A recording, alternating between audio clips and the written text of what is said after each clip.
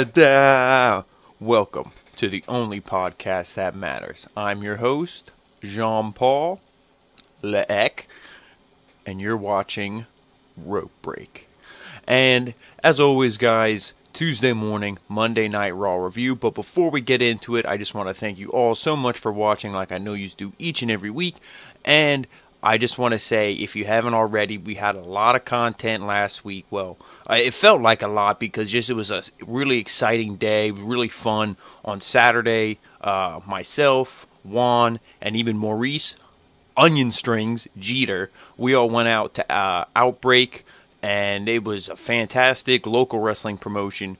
Great talent. If you haven't already, please check out that video. You know, Juan beautifully put a video together.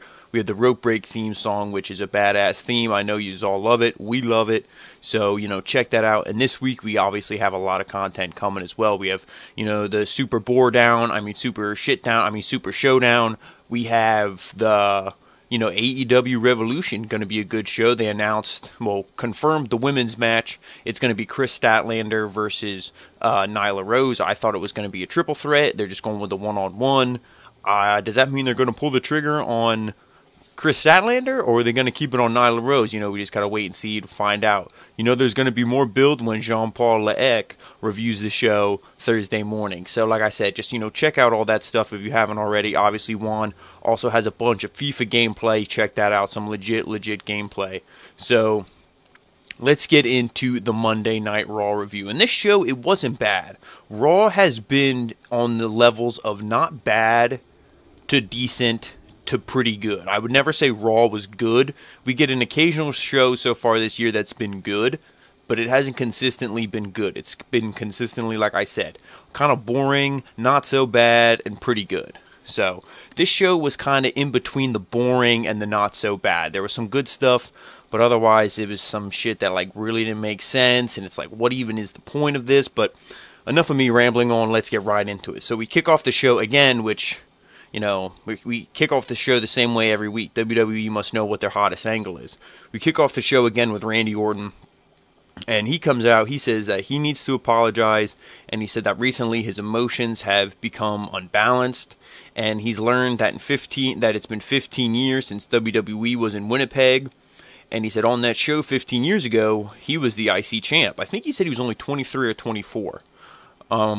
And then he said, but on that show, he got punched in the face by a certain man, and his name was Adam. Adam Copeland, for those who don't know, Edge. And then Randy Orton says that the fans will never understand why he did what he did. But he is very sorry for what he did, but it seems like someone might not be believing him, as who comes out? Kevin Owens comes out. And he makes his way out. Obviously, he's from Canada, so they love Kevin Owens. They're going crazy, and he's obviously the number one baby face besides Drew McIntyre on the show. So people are going crazy for him. Kevin says that he's been dealing with delusional people for the past month, but he says tonight that issue is going to be put aside because he has an issue with Randy Orton. And then Kevin says that dealing with delusional people is his specialty of his, and he clarifies that he had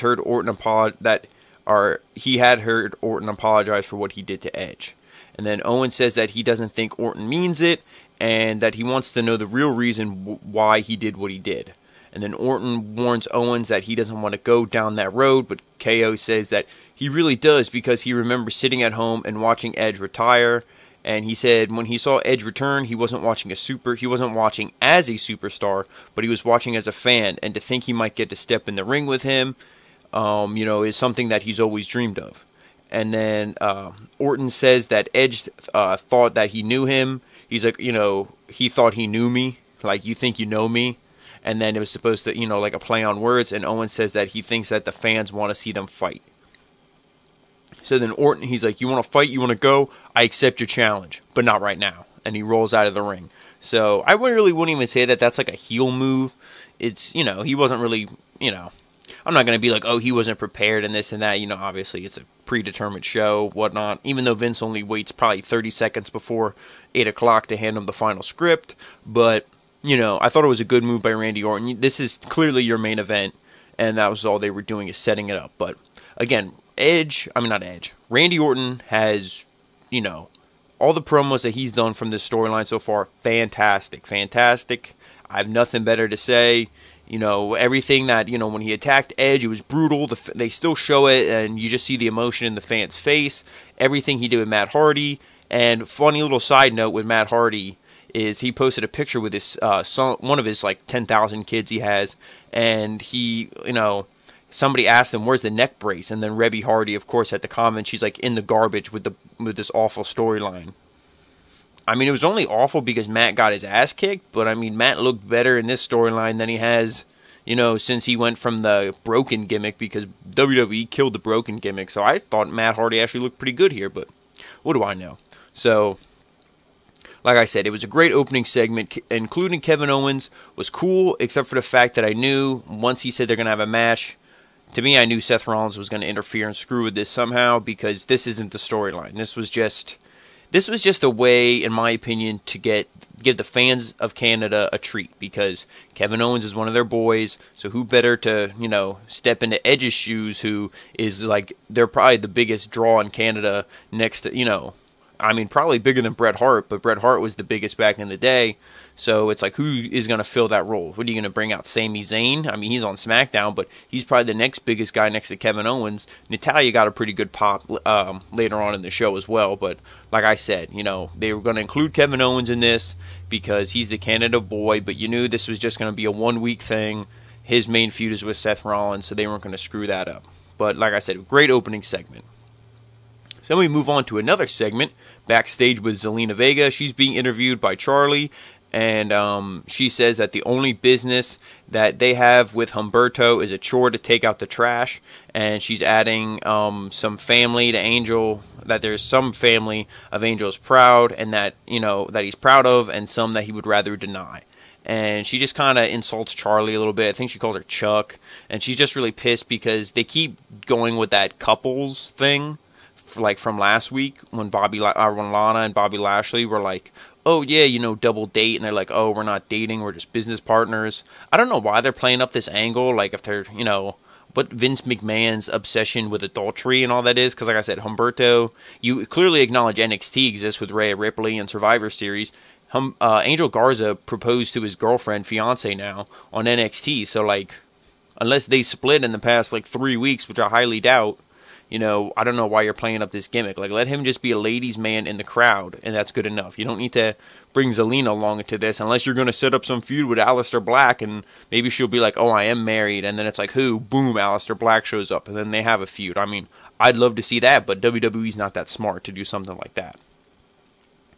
So then we see another rematch, and to me, I could care less about these two wrestling at this point. Both of them extremely talented, but you had to bring something different to the table. You either had to have Rey Mysterio return, Andrade return. They're saving him for the two-weight, you know, gauntlet match, the glorious, prestigious two-weight gauntlet match. But this is, of course, is the matchup between Angel Garza with Zelena Vega versus Humberto Carrillo. Like I said, we've seen it so many times already. I'm done with it. But let me just take you through here. So the men, they start out exchanging a series of chops, slaps, you know, headstanding for position, and they just do a whole bunch of moves back and forth. Garza uses the hair to his advantage, but it doesn't fully work, and Humberto smartly is able to reverse everything Garza attempts, eventually connecting with a super kick. Humberto follows up with a huge suicide dive to the outside, sending Garza firing into the barricade. However, as we return from commercial, Garza's in control, ripping off the pants and throwing them at Humberto, and then bouncing off the ropes and then launching him back across the ring. Garza then follows it up with a sharp kick to the face. Humberto manages to fight back by dragging Garza across the ring, and he follows up with a classic arm drag. He sends Angel to the outside and delivers and dives, but Garza moves out of the way, and then Humberto then jumps over his body and does a handstand onto the apron, but eats a super kick to the face for his trouble. So then, towards the end of this thing, we go to another commercial, and then when we come back, Humberto connects with a Spanish fly, but is only able, he gets a 2 count out of it. And then Humberto heads to the top rope. Zelena provides a distraction, and then Garza hits his own Spanish fly from the top rope. And this time, he only gets a 2 count as well. So you knew, like I said, when do Spanish flies ever put anyone away? Never. So Not surprising there. But still, like I said, these guys are talented, but we've seen it all before. And how much you really can you do different when these guys wrestle. But the end sequence of this is at this point, then they start trading roll-ups back and forth. And then Garza gets the best of his cousin. Boom. 1, 2, 3. Unos, dos, tres. And the winner is Angel Garza. And like I said, was it a great match? Absolutely. But you already knew the outcome. Because like I said it once, I've said it twice, I said it 1,000 times. If the babyface wins, the feud is over. This feud isn't over, probably until Humberto comes back, or there's going to be some sort of blow-off, because what are these guys fighting for? Eventually, I think you have to have a match. I would do a 2 out of 3 falls match for the #1 contendership for the returning Andrade Cien Almas. Boom. Book that match, WWE. It'll be a hell of a match. You could have even do an Iron Man match to combat what they're doing in AEW with Kenny and Pac. Iron Man match between these two guys, half an hour, give it to us. Let them, do something crazy. Hell, have it even be no DQ. You can use the toys, DDT on the outside, whatever you want, man. Just have this match be insane. And that's how you boost the ratings for the show, and then it makes sense storyline-wise. Like, these guys are fighting forever. What are they fighting for? This family feud? At the end of the day, who cares? Get Steve Harvey if you're going to do family feud. You know what I'm saying? Like, have it be for the United States Championship, at least for the #1 contender for that championship. So then we go into another match, Ricochet and Luke Gallows.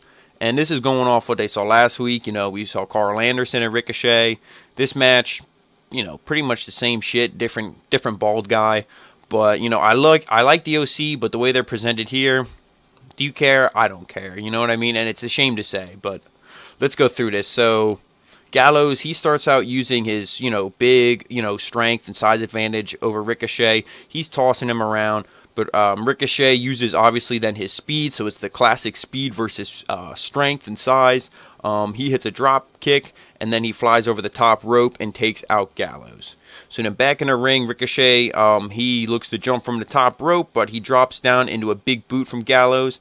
And then Gallows, they throwing hands in the corner. Luke Gallows connects with a huge uppercut, but he's only able to gain a near fall from that. And then Ricochet responds with some knees to the head of Gallows, and he tries to suplex him. Ricochet then uses Gallows as a launching pad, running off him, and then following up with a kick to the back of the head. He continues his momentum with springboard crossbodies and a standing shooting star press. Like, Ricochet, to me, man, I was texting Juan. I'm like, I'd love to see him beat Brock Lesnar and then see the match of Ricochet and McIntyre at Mania. Is that the story? No. Are they going to do it? Clearly not.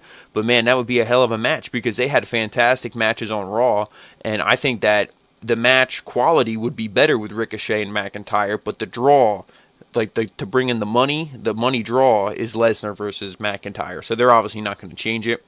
And Lesnar is Vince's boy, so, Or maybe he's not Vince's boy, but Vince loves him.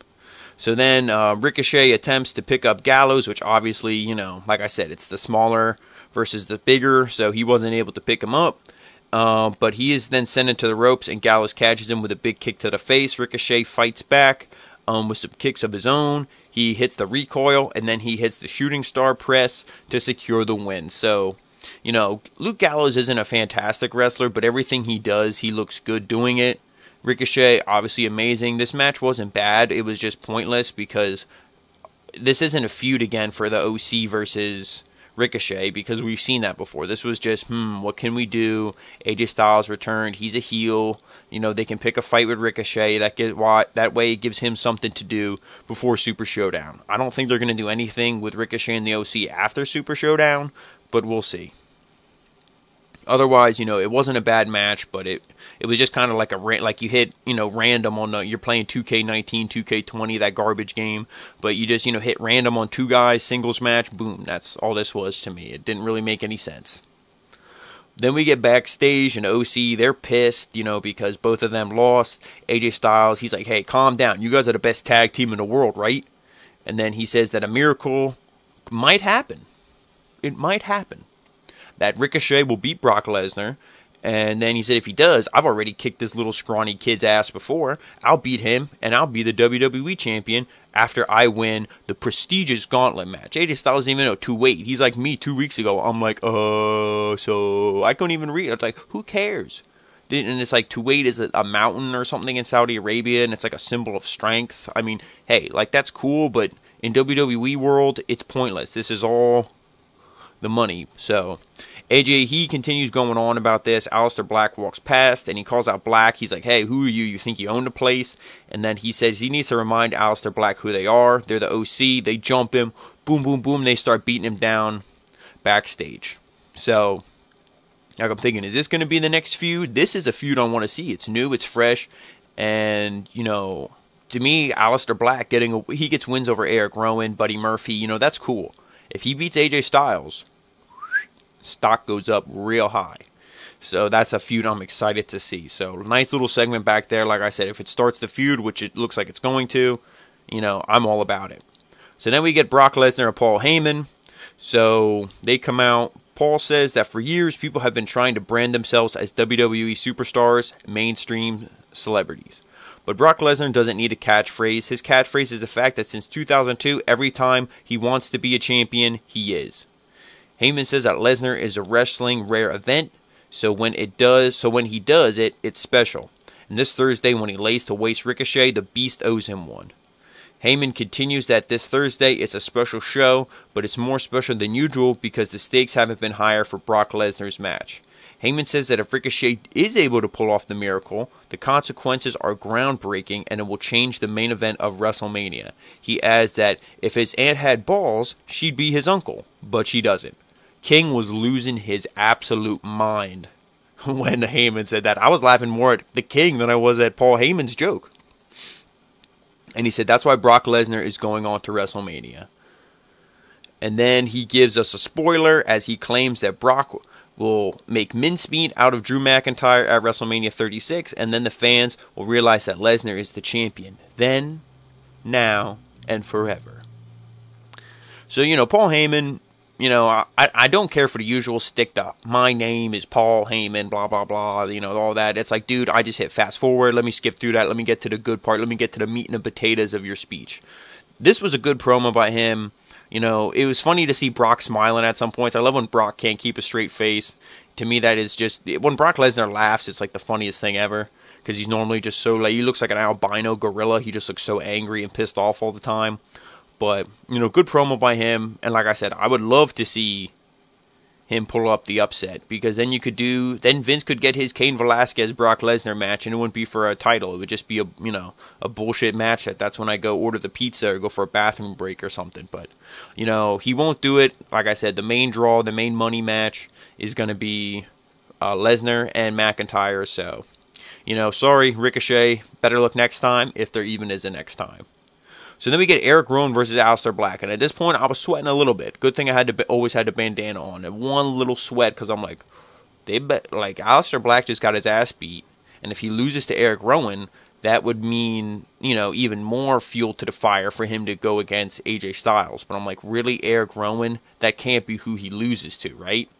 And thankfully it wasn't. Let me take you through this match, though. It wasn't bad. Like, Eric Rowan, again, he's not bad for a big man. I think he's getting better since he's been put in a singles role. He's definitely been getting better. Luke Harper was obviously the way more talented of the two, but he's definitely getting better, I feel.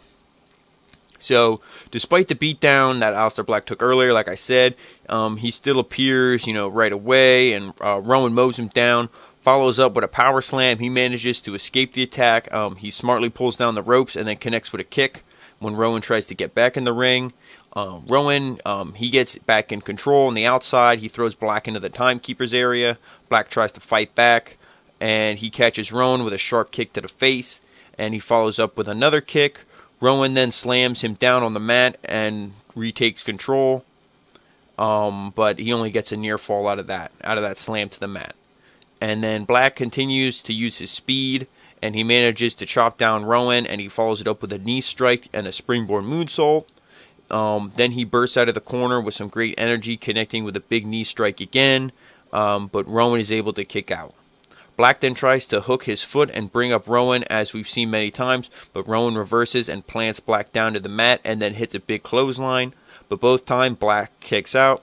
The two men then end up on the outside, And Rowan charges him, but Black avoids the attack, and he smashes the steel cage. So at this point, the cage goes flying, and he's worried, oh my God, I need to check what's going on here. So he like kind of checks out the cage, and then he gets really pissed off because he knocked over the cage. So then he flies at Aleister Black, and then it allows him to, he almost gets counted out because, like I said, he was focusing on the cage. And then when he goes back in the ring, boom, Black Mass. For good measure, because, hey, I did it to you last week. I'm going to do it to you again, big man. Boom, another Black Mass, and done. So the winner, Aleister Black. And then on his way up the ramp, he's interviewed by Sarah Schreiber, and he's asked how he got through this match. And he says that it's all down to rage. And next week, AJ Styles will feel his rage, because next week, they fight. Finally, WWE, Dave Bautista, give me what I want. They're giving us what we want. Aleister Black and AJ Styles. This will be a fantastic match. I'm excited to see this. Like I said, I feel AJ Styles is going to be the one to win that 2-8 trophy. So he'll win that gauntlet match. And then I think, because I can see Rey Mysterio and Andrade, maybe they get a double count out or some kind of crap. There's the Rusev and Bobby Lashley. There's all these different feuds going on in there. So I feel like AJ Styles, I know it's a gauntlet match. It's not like it's not like a Rumble or anything or a Battle Royal. But I think AJ Styles is going to be the winner of that match. And then he's going to be bragging all this stuff up. And he's going to have this fanfare and this momentum. And then Aleister Black's going to come along and beat him. So I'm really excited for that. And then, for my thoughts of this match, nothing really different than last week. Eric Rowan, he looks good, I guess, in a loss, but it's like, what are you doing with him? What's this whole thing with the cage? I feel like they really don't know what's in it, and they're like, hey, the fans really don't care that much, so we can drag this out as long as we want. But Aleister Black got the win, so that's all that's important to me. And he still looks strong because he won, even though he got beat down before the match. So then we get probably the best promo of the entire year, Drew McIntyre interview. Drew says that he doesn't care who he faces at WrestleMania because he was asked, does he have a preference? He says he doesn't care. All that matters is he gets to headline the show. He then goes back to when he first debuted and how Vince McMahon called him the chosen one and that he would definitely be a world champion. And he said, do you want to know how many world titles I've won since then? 0. He admits that there's only himself that he could blame, and he agrees that he was deservedly fired. He said that he was bitter, and it gave him a chip on his shoulder, and when things were going well, he looked at himself and realized that it was his own fault. So he knew he had to get back. And he said he didn't want to be remembered as that idiot playing air guitar. They show, the 3MB stuff. McIntyre then spoke about when he returned to WWE to the NXT brand, which he admitted was great. He says that when he came back to WWE Raw, he returned as a man, when before he was only a boy. Drew then talks about the Royal Rumble and how he eliminated Brock, but he points out again that he doesn't care who he faces as long as he is in the main event to fulfill his destiny. And I did like the one line where he said, I've always been known as the future of WWE. I'm going to be the future. This guy's the future. Look at him. He has all the aspects to be the future. And he's like, I don't want it to be where I get skipped over and passed on because of my own attitude and this and that. And then I get known as the past. Like, oh, he was good back then. He's like, I want to be known as the present. I thought that was a really good line as well. And like I said, this is one of the best promos that I've heard. Because everything he said in this, look it up on YouTube. I just took some little notes here. Look up the full thing on YouTube. Fantastic promo. And it was pretty much a shoot. He said, hey, I was fired and it pissed me off. But the only person I really can blame was me. I was immature, everything I said here. But really check it out. Fantastic promo. Definitely my favorite of the year. But, I just love Drew McIntyre. So, moving on, then we get R-Truth, Truth TV. So, R-Truth is in the ring. Who doesn't love R-Truth? If you don't, I'm sorry, but leave. Just kidding. You're part of the family, so you're staying here forever. So, R-Truth, he welcomes us to the winter premiere of Truth TV. And he welcomes Bobby Lashley and Lana. And Truth says that he has so many questions, but Lana cuts him off. And she says that she's in here for a stupid talk show, as he has a scheduled match with her Bobby. Truth says that Lashley is real big, so he would rather ask him questions than have a match with him. How can he not love R-Truth? And then he tries to ask about, he's like, have you seen the Sonic the Hedgehog movie? And then she screams at him to start the match. And of course, there was the Rusev Day chants, which really pissed off Lana as well. So this match wasn't very long, as you could imagine. Bobby Lashley, he goes after R-Truth, and he hits a splash in the corner. He plants him, down face first on the mat, and then he dumps Truth to the outside. And then Truth manages to knock Lashley down, to his feet a couple times. Then he hits a classic series of John Cena moves, connects with a 5-knuckle shuffle. He tries to go for an AA, but Lashley's too powerful, and he ends up getting hit with a spear for the pinfall. So the winner, Bobby Lashley. Unfortunately, R-Truth is just a joke. He's just a funny jobber at this point. But you had to have Bobby Lashley looking strong going into Thursday, I guess. So it was what it was. Then we get going on to the final hour of the show now. We get the Women's Elimination Chamber contract signing. When has there ever been a contract signing for an Elimination Chamber type match? I don't know. I've never seen it. Maybe the winner of the Elimination Chamber would sign a contract against Becky Lynch. But hey, what do I know? So this segment, of course, it went down like they always do. There was chaos, so let me take you through it. So all the women are in the ring, apart from Shayna Baszler. Straight away, Asuka grabs the microphone, and she calls out the former NXT Women's Champion, and then all of the women in the ring sign the contract, and Baszler makes her way through the crowd at the end. She signs the contract and stares everyone down individually. Eventually, she looks at Natalya. However, Asuka shoves her to the floor and stares at Baszler until Natty gets up to her feet, and then the two of them brawl. Obviously, the Kabuki Warriors have a feud going on with Natalya, so they start fighting. And then Natty return. Oh yeah, sorry, already read that in my notes. And then, as that's all going on, pretty much that's just fair game for everybody. Just start beating the hell out of each other. So then Liv Morgan goes after Ruby Riott, and then Sarah Logan also starts getting in that mix because, like they said, they don't know whose side Sarah Logan's on. Is she on the side of Liv Morgan or is she on the side of Ruby Riott? At this point, Shayna Baszler is like, I'm getting out of here. Like, I don't want no part of this. So she leaves. And then as she's going out of the ring, Becky Lynch makes her way down. She attacks Shayna, and the two of them, they start beating each other up. And, I said sometimes I like humor in wrestling, but can Becky Lynch please throw away those stupid pixelated sunglasses? That is so Fortnite cringe garbage. Get that costume shit out of here. Just wear either normal sunglasses or nothing at all. So like I said, the two of them start beating each other up. They get split apart. And, WWE officials, everybody, of course, had to come down and quiet this chaos. So it was a decent contract signing in a sense where it was cool to see all of them in the ring, and I do like how there's individual feuds. It's not just like Becky and Shayna, and it's just, let's have 5 other random women in there. The only thing that's unfortunate is the clear winner is going to be Shayna Baszler. Asuka's not going to win. Natalya, Liv Morgan, Sarah Logan. Maybe we'll see some reformation of the Riot Squad in there, and then they'll eliminate Liv, and it'll be like, haha, I could see Sarah Logan eliminating Liv Morgan. Just then you could get a feud out of that going on, and you could probably have Asuka eliminate, Liv or Sarah Logan, and maybe Ruby Riott, or, because I feel like Shayna Baszler, I feel like she's going to kind of come out last, and then just like be like a vulture and just pick the bones of who's left, but we'll see. I think it'll be a decent Elimination Chamber match. There's a woman with a lot of talent. Shayna, Asuka, Natalya, Ruby. Sarah Logan and Liv Morgan are all right. They're not the best wrestlers, but it should make for a decent chamber. So then we get a match that was advertised last week. Angelo Dawkins versus Buddy Murphy. Murphy, he launches at Dawkins and then attacks him, lighting him up. Dawkins hits some quick strikes and kicks, but Dawkins responds with a jab and then several clotheslines and a splash in the corner. Murphy eventually sends Dawkins to the outside and catches him with a kick to the face, but Dawkins responds with a spine buster as he goes for a pinfall, but Seth breaks it up, causing the DQ.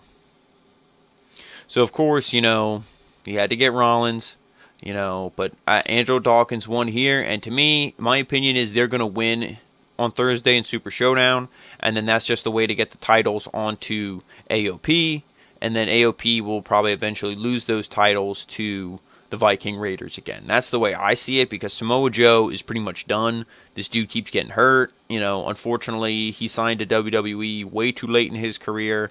because all of his best stuff is unfortunately behind him, and I feel he's a little injury prone right now, which is a shame, but, you know, it is what it is. So I think the plan was maybe to give Kevin Owens and Joe the tag team belts, but with, like I said, Joe going down he comes back and then 2 weeks later he goes back down. So, like I said, that's the way I see it going, from Rollins and Murphy to the Street Profits to AOP back to the Viking Raiders. So, I mean, this match, it was short. You know, it was what it was. It wasn't the best thing, but it was cool to see the Street Profits wrestle in singles matches. But like I said, unfortunately, this one was kind of short. So then, after the match was over, I do like how, because Montez Ford, he was out there, so he called out Seth Rollins for their match, and he says that, you know, just because, like, he's like, you know, yeah, you had to cause the DQ. Like I said, of course he had to cause the DQ, and he was like, you know, we splashed your boy so bad 2 weeks ago that they removed his first name. That I thought was hilarious, and he was real fired up for their match. So then Montez Ford and Seth Rollins, they start going at it. Ford starts out strong. He sends Rollins to the outside, and then he flies over the top rope to take out Seth and Murphy, and then we go to commercial break. As we come back, Dawkins is getting thrown out by the official, and so is Murphy. So now they don't want no BS. They don't want no interference, just a straight-up singles match, which I agree. That's what both of them should have been. But, you know, Rollins, you know, of course they had to get the DQ because they have to make them looking good because they're, you know, pretty much in the number 1, number 2 storyline on Monday Night Raw. And then Rollins, he's complaining about this, and then Ford goes for a roll-up and then follows up with a huge crossbody and a clothesline that sends Rollins out of the ring. Then on the outside, Ford hits a big drop kick, and he climbs to the top rope, and back in the ring, Seth hits a drop kick of his own, dropping him to the mat. And then Ford tries to put away Rollins with a series of pinfall attempts, but Seth responds with a buckle bomb. Seth then dumps him to the outside and hits another buckle bomb into the barricade. And then back in the ring, Ford begins throwing some punches, but Rollins goes for a third buckle bomb, but this time Ford reverses and sends Seth crashing into the turnbuckles. Ford then hits a moonsault, a standing moonsault, but Rollins kicks out and stays in the match. Rollins ends up attempting to hit the pedigree, but Ford reverses it and plants him with a DDT for a near fall. Ford then looks to follow up, and he goes to the top rope. Seth joins in there, only for Ford to win the duel with a sunset bomb, which really good spot. Both of these guys, you know, put on a fantastic match here. And then to end the thing, he goes for the frog splash, but misses, and then Seth is able to hit the stomp for the win. So, like I said, quick side note, like Seth Rollins, his stomp has been putting people away with one stomp and done. How it should be. He hit like, 6, 7 of those on The Fiend. So, Roman, if you're going to beat The Fiend at WrestleMania, you better hit at least 4 to 5 spears. After that, then I'll be like, okay, whatever. But not one spear and done. Because then, Vince McMahon, I'm coming for you. But like I said, this was a great match. Both of the heels won their match. Obviously, Buddy Murphy won with some interference. Now, like we always say, when one person loses, that means they're going to win at the pay-per-view. So does this mean the Street Profits are going to win? If my predictions are correct, they will. But I'm excited to see this match just because all 4 of these guys are extremely talented. So then we get to the main event. Randy Orton and Kevin Owens. And, hey, Seth Rollins didn't have to go too far because, let me tell you, there was some more interference, more shenanigans, more BS, bullshit going on in this match. But it was a pretty decent match and it had some storytelling, so let me take you through it. So both these men lock up. KO gets the upper hand early on. Some chops, some punches, stomps to Orton in the corner. And then before he can hit the cannonball, Orton rolls out of the ring. And then Orton follows him, launches Orton into the barricade, hitting a cannonball on the outside instead. And then Owens goes up to the top rope to continue his attack.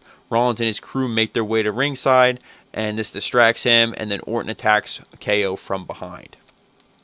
Then we go to commercial break, and as we come back, Owens catches Orton with a super kick, and then the Viking Raiders and Street Profits, they come down to the ringside to, you know, make sure that there isn't no BS going on, and they level the field. So then back in the ring, Owens goes to the top rope, but Orton takes out his leg, and then Orton joins him on the top, but ends up on the receiving end of a headbutt, and then KO hits a senton, but out of nowhere, Rollins returns and he's on the ring apron, which distracts Owens, allowing Orton to connect with a clothesline. Owens then fights back and ends up hanging Orton on the ropes, which provides another distraction for Seth to cause. And then Orton hits a DDT through the ropes that ends up getting the job done. So he hits his draping DDT, and the ref, boom, boom, boom, 1, 2, 3, and it's like, what is going on here? And then it's, Orton's kind of like looking around like, what? And he's like, okay, whatever, I'm fine with that. So then, Kevin Owens, he's selling the effects of the DDT. Seth throws in 2 chairs, and he's like, hit him with the concerto, do it. And he's trying to kind of convert Randy Orton to join his squad, or at least make him take out Kevin Owens so Rollins doesn't face any more, backlash, any more resistance from Kevin Owens. But KO, he gets up and he grabs the chair because Orton kind of is just looking around. He's like, why would I help you out? And then Orton's kind of indecisive of what he wants to do. This gives KO enough time. Like I said, he gets up, he grabs the chair, and he's like, come on, you want to do this? And he has the chair in his hands. Orton is like, nah, I'm good. He drops the chair, he rolls out, and then the official, he grabs the chair and pulls it away from Owens. So at this point, Kevin, he probably knew that this guy made the fast count. And so he grabs him and he throws him into the ring. And at this point, he rips off the official shirt. And he had a Seth Rollins Monday Night Messiah t-shirt on. Ooh, you're going to get it now, boy. So then Owens hits a stunner on him. And then everybody's like, again, do it again, one more time. So he's like, nah, I'm going to do something even better. No offense, Stone Cold, but this is better than a stunner. So he gets a table, throws it in the ring, power bombs this clown, boom, through the table. Seth Rollins was on top of the ramp up at, by the Titantron, and he's like, I didn't plan this. I don't know what's going on. And then as the officials kind of getting his ass kicked, he's like, hey, that's not right. And then when Kevin Owens looks at him, he's like, I didn't know. So you could clearly tell Seth Rollins planted this guy, and he, again, anything to screw Kevin Owens over, and he probably thought, hey, if I help Randy get the win, Randy, he's handing out concertos like candy, he's going to blast this dude's head, and I'll have nothing to worry about. But like I said, the two of them had a pretty decent match. Of course, it was a little bit distracted because there was the DQs and all the chaos and everything on ringside. But it was what it was. Like I said, this main event wasn't for any. The only storyline out of it was still between Kevin Owens and Seth Rollins.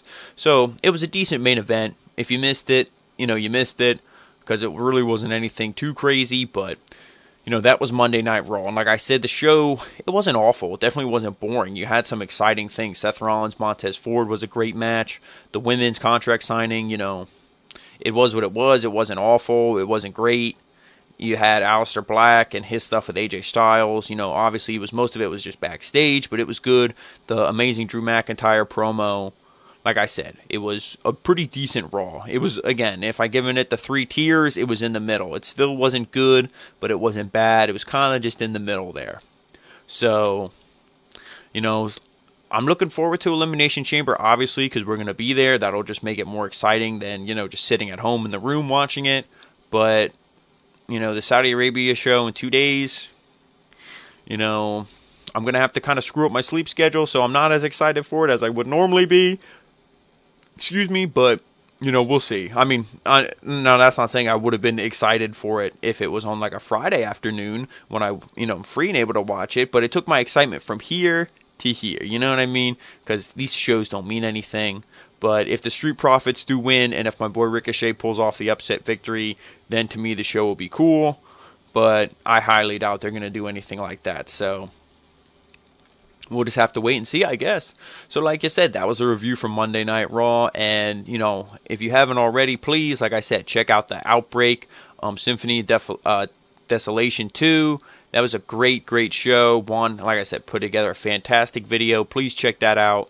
The FIFA videos as well, and I do have, it came a little late, I was getting nervous, but I do have the Pro Wrestling Crate right here, Jean Paul's Wrestling Hall. So this bad boy will be coming probably later tonight as well. You'll see it, in the sub boxes, because I all know you hit subscribe, and I all know you turned on the little bell, right? And if you didn't, do that for me now, please. Thank you.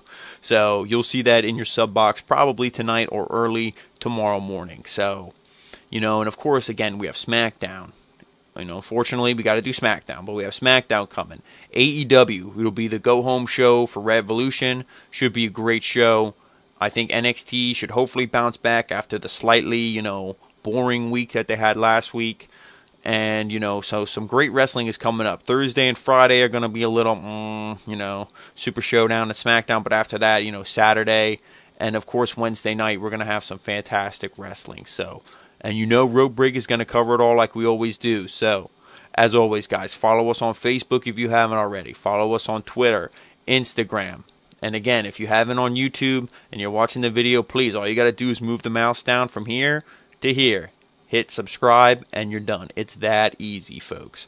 So, thank you all so much for watching, and we'll see you next time with AEW Dynamite with your host, Jean-Paul Leek. Have a good one, guys.